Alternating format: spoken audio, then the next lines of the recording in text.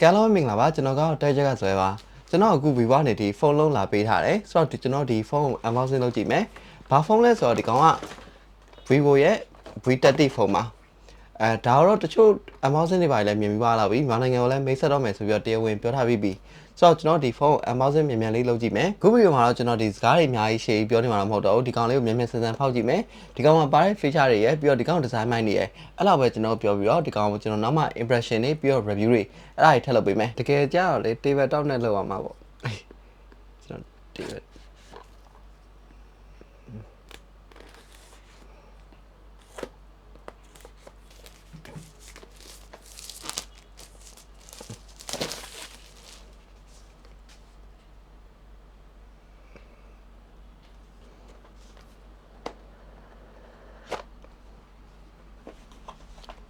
ဖုန်းဖောက်ပြီးအချိန်မှာဒီကောင်ဖုန်းအတန်းမြင်ရတယ်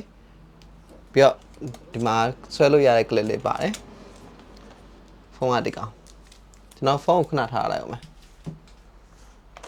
ပြီးတော့ဒီဘူးထဲမှာကျွန်တော်ဘာတွေပါမလဲဆိုတော့ဒါကတော့ရိုးရိုးပဲပြီးတော့ silicon cover တစ်ခုပါမယ်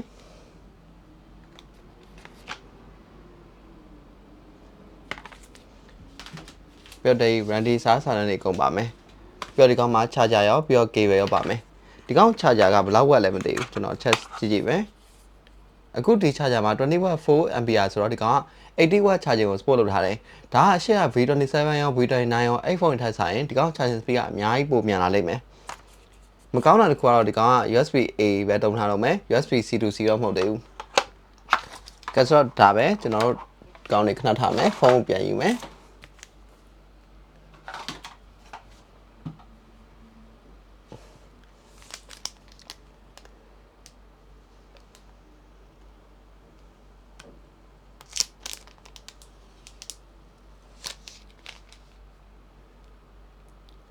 ဖုန်းကတော်လေးကိုလှတယ်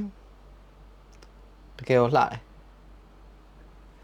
vivo ဖုန်းတွေကိုကိုင်းရတာလေအရန်ကိုပပပေါ့လေးကအရန်မိုက်တယ်ဒီကောင်လည်းတော်တော်လေးကိုပါတယ်ဒီကောင်အထူကကျွန်တော်စိတ်ထင်8mmအောက်ပဲရှိလိမ့်မယ် 7.95 တို့ 7.25 တို့အဲ့လောက်ပဲရှိလိမ့်မယ်တော်တော်ပါတယ်ပြီးတော့ကင်မရာဘက်နေပါလေလုံးဝမထူဘူးကင်မရာဒီဇိုင်းကလည်းပုံစံပြောင်းထားတယ်ပြီးတော့ဒီကောင် smart aura light ကအများကြီး size ပိုကြီးပါတယ်ဆိုတော့ဒီကောင်ပို့ပြီးတော့အသုံးပိုဝင်လာမယ်လို့ထင်တယ်ကင်မရာမှာတော့ဘာမှမြင်ထားဘူးဒီ OIS ဆိုပြီးတော့ပဲစာတန်းတစ်ခုရေးထားတယ်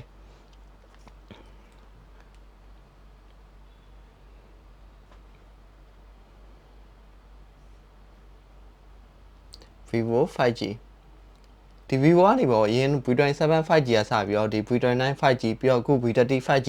5G ဖုန်းတွေကိုတွင်းလာတာဗျာအခုဆို generation 3တောင်ရှိပါပြီအော်ကျွန်တော် vivo တခုပြောထားတာရှိတယ်အဲ့ဒါဘာလဲဆိုရင်ဗျာကျွန်တော်အခုရထားတဲ့ဖုန်းကကျွန်တော်ဒီ pre unit ဖြစ်နေတော့ဒီကောင်ကဘူးမှာ aqua ဆိုတော့ရေးထားတယ်ဒီရောင် aqua လို့ခေါ်တယ်ဒါပေမဲ့မြန်မာနိုင်ငံမှာတကယ်ရောင်းမဲ့ချိန်ကျရင်ဒီကောင်အရောင်ကို inlay blue ဆိုတော့နာမည်ပြောင်းပြီးတော့ရောင်းလိုက်မယ်ဒါကလည်းဗျာမြန်မာနိုင်ငံရဲ့ဒီ inlay ကန်ရဲ့ရေးပြာကိုကိုစားပြုပြီးတော့ဒီကောင်ကိုနာမည်ပေးထားတယ်လို့ပြောထားတယ်ဆိုတော့ဒါဖြစ်ဒီကိုမြန်မာနိုင်ငံမှာရောင်းတဲ့ဖုန်းကဒီအရောင်လည်းကိုမြန်မာနာမည်ရတာကတော့တော်လေးကိုမိုက်တယ်။ Okay အခုကျွန်တော်ဒီဖုန်းကို set လုပ်ပါပြီ display ကတော်လေးကိုမိုက်တယ်ထုံးစံတိုင်းဒီကောင်က curve display ကိုပဲတုံးထားတယ်။ဘောင်တော်လေးလည်းပါတယ်ပြီးတော့ဒီကောင်က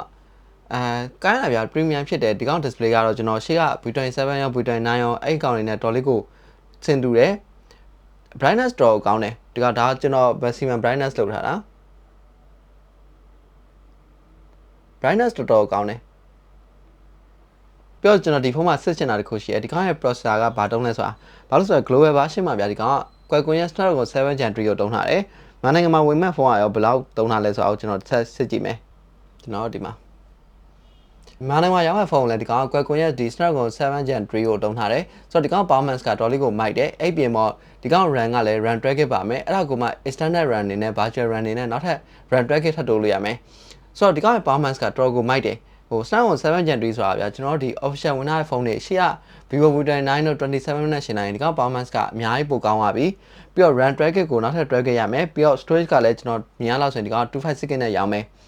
performance ပိုင်းမှာဒီကောင်တော်လေးကိုမိုက်လာပြီပြီးတော့ကျွန်တော်တိတ်လောက်ဆိုရင်ဒီကောင်ကင်မရာပိုင်းတွေလည်းအများကြီး upgrade လုပ်ထားရပြောထားတယ်ဘာလဲဆိုရင်ဗျာဒီကောင်50 megapixel main camera ရောပြီးတော့50 megapixel ဒီဟို ultra wide ကိုလည်းသုံးထားတယ်ဆိုတော့ဒီကောင်ကင်မရာပိုင်းမှာ ultra wide ပိုင်းမှာရောပြီးတော့ဒီဘယ်လိုပြောမလဲကျွန်တော်ဒီ selfie ဘိုင်းမှာလည်း50 megapixel ကိုတုံးထားတယ် selfie camera ကိုလည်း ultra wide တုံးထားတယ်လို့ပြောထားတယ်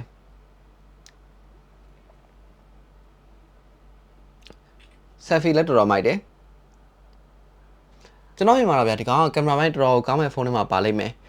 တခုတော့ရှိရဒီကောင်ကဟွာတော့မရဘူးဒီ telephoto sensor တော့တီးတတ်မပါဘူးဒါပေမဲ့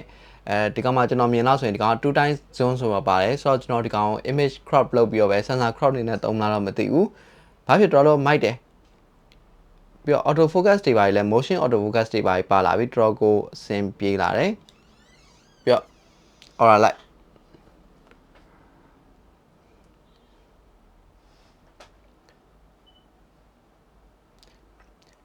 smart aura light ကတော့တကယ်မိုက်တယ်ဘာဖြစ်ကျွန်တော်ဒီ vivo ဖုန်းတွေမှာ aura light ပါလာတော့တော်တော်သဘောကျတယ်ညဘက် portrait ရိုက်တဲ့ချိန်တွေမျိုးတွေတခြားဒီအလင်းရောင်ကောင်းကောင်းများတဲ့ချိန်တွေမှာဒီကောင်ကတော်တော်လေးကိုမိုက်တယ်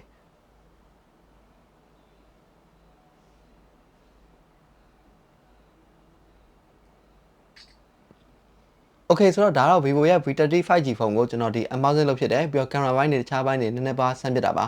ကျွန်တော်ဒီ video လေးကိုတော့ဒီမှာပဲရက်မယ်နောက်ပိုင်းမှာကျွန်တော်ဒီဖုန်းနဲ့ပတ်သက်ပြီးတော့ဒီ first impression video တွေပြီးတော့ review video တွေလုပ်ပြဖို့ရှိမယ်ဆိုတော့ဒီဖုန်းနဲ့ပတ်သက်ပြီးတော့သိချင်တဲ့ chat တွေ share ဆိုရင်ကျွန်တော်အောက်က comment မှာမေးခဲ့လို့ရပါတယ်နောက်မှထပ်တွေ့ပါမယ်